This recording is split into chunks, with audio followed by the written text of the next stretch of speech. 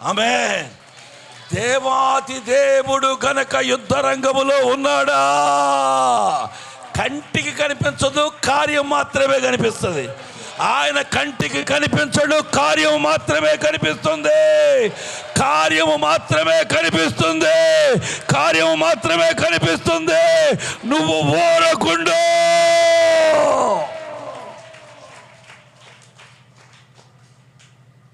హల్లెలూయా, హల్లెలూయా. కనుక నా దేవుని పిల్లరా, ఎస్, ఆయన మన పక్షంగా ఉన్నప్పుడు ఒక యుద్ధ వీరుడిగా, యోధుడిగా మనకు కనిపిస్తున్నాడు. ఆ కనిపించిన యొక్క క్రమములో మనము సైలెంట్ అయిపోవాల్సిందే. మనము ఆయన కాముగా యుద్ధం చేసి ఎట్లా ఉంటుందో తెలుసా, దేవుని యొక్క ప్రాసెస్ తీరేలాగా ఉంటుందో తెలుసా.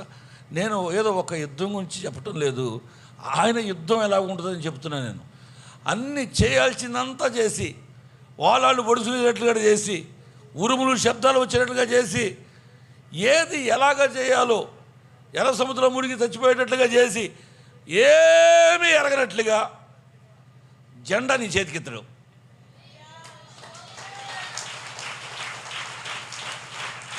ఆమేన్, ఆమేన్, హల్లెలూయా.